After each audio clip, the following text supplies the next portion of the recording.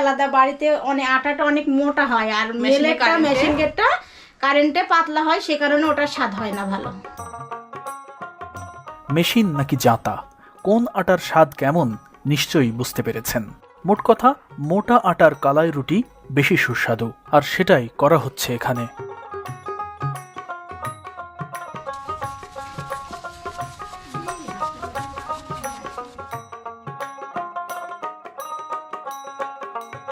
আটা তৈরির কাজ শেষ, এবার এতে পরিমাণ মতো পানি মিশিয়ে মণ্ড তৈরি করতে হবে। এ সময় অবশ্যই খেয়াল রাখতে হবে মণ্ডটা যেন নরম হয়ে না যায়। প্রয়োজনে অল্প পরিমাণ পানি মিশিয়ে আস্তে আস্তে এই কাজ করতে হবে। মণ্ড নরম হয়ে গেলে কোনোভাবেই কালাই রুটি করা সম্ভব নয়।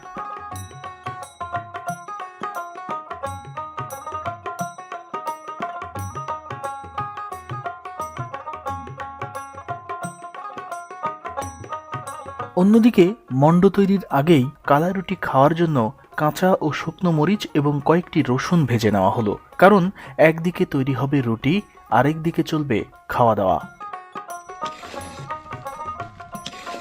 আসলে কালাই রুটি খেতে হয় গরম গরম, ঠান্ডা হলে এই রুটির স্বাদ চলে যায়।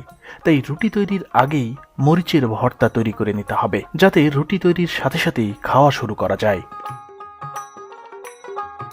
রাজশাহীর বাঘা উপজেলার নৌটিকা গ্রামের সরকার বাড়ির পরিবারের লোকসংখ্যা প্রায় ১/২ যৌথ পরিবার, তাই সবার ভাগে যাতে অন্তত একটি করে রুটি পড়ে, তাই কয়েক দফায় প্রায় ১০ কেজির মতো আটার মণ্ড তৈরি করতে হবে।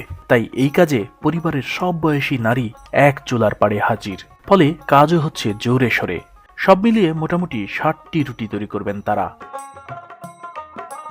আজ থেকে ৫৬ বছর আগে এ বাড়িতে বউ হয়ে এসেছিলেন আম্বিয়া বেগম। যেদিন তিনি বউ হয়ে এসেছিলেন তার পরের দিনই এ বাড়িতে কালাই রুটি সম্পর্কে জানতে পারেন তিনি। সেই স্মৃতি আজও যেন তার চোখের সামনে জ্বলজ্বল করছে। ৬৬ সালে বিয়ে হয়েছে আমার। ৬৬ সালে? ৬৬ সালে বিয়ে হওয়ার পর থেকেই দেখতেছেন এই অঞ্চলে এই কালাই রুটির প্রচলন। তো আপনার শাশুড়ির কাছ থেকে শিখেছেন আপনি? হ্যাঁ, শাশুড়ির কাছে শিখেছি। আর বাবার বাড়িতে করিনি, শাশুড়ির বাড়িতে শিখেছি। তবে আম্বিয়া বেগমের ছোট যা রওশনারা কালাই রুটি তৈরি করা শিখেছেন তার মায়ের কাছেই।